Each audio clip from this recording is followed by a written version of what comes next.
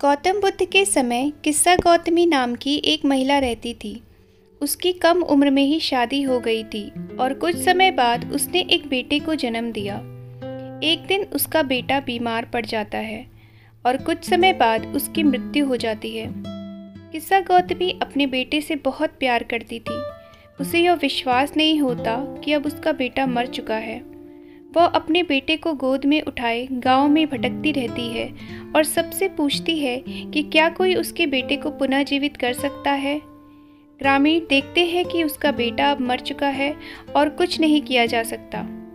वह किस्सा गौतमी को समझाते हैं कि उसे अपने बेटे की मृत्यु स्वीकार कर लेनी चाहिए और उसका अंतिम संस्कार कर देना चाहिए। किस्सा गौतमी यह दुख बर्दाश्त नहीं कर पाती। वह अपने बेटे के शव को अपने शरीर से लगाए जोर जोर से रोने लग जाती है।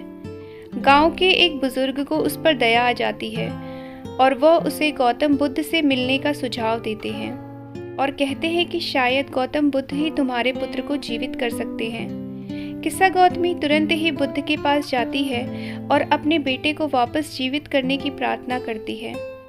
गौतम बुद्ध उससे कहते हैं कि मैं तुम्हारे बेटे को जीवित कर सकता हूँ, लेकिन उसके लिए तुम्हें एक काम करना पड़ेगा। किस्सा गौतमी कहती है कि हे प्रभु, मैं अपने बेटे को जीवित करने के लिए कुछ भी कर सकती हूँ। गौतम बुद्ध उससे कहते हैं कि अगर ऐसा है तो तुम मेरे लिए कुछ सरसों के दाने लेकर आओ, लेकिन यह सरसों के दाने ऐसे घर से लाओ जिस घर के परिवार में किसी भी व्यक्ति की मृत्यु नहीं हुई हो। अगर तुम यह सरसों के दाने मेरे लिए ले आती हो तो मैं तुम्हारे पुत्र को जीवित कर दूंगा।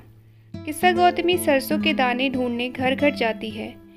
पहले घर की महिला किस्सा गौतमी को सरसों के दाने देती है, लेकिन जब किस्सा गौतमी उससे पूछती है कि क्या आपके परिवार में किसी की मृत्यु तो नहीं हुई है, तो वो कहती है कि अभी कुछ समय पहले ही उसके पति की मृत्यु हुई है। वह दूसरे घर जाती है। वहाँ भी कुछ वर्ष पहले महिला ने अपनी पुत्री को खोया था। तीसरे घर में किसी ने अपनी चाचा को खोया था और चौथे घर में किसी ने अपनी दादी को खोया था। वह एक घर से दूसरे घर जाती है, लेकिन सभी ने अपने परिवार में किसी न किसी को खोया होता है। किस्सा गौतमी को आखिरकार यह एहसास हो जाता है कि दुनिया में ऐसा कोई नहीं है जिसने कभी अपने परिवार के किसी सदस्य को नहीं खोया हो, और वो समझ जाती है कि मृत्यु अटल है और जीवन का स्वाभाविक हिस्सा है। वह अपने दुख भुलाकर अपने बेटे के अंतिम संस्कार की तैयारी में लग जाती है और अंत में गौतम बुद्ध की अनुयायी बन जाती है।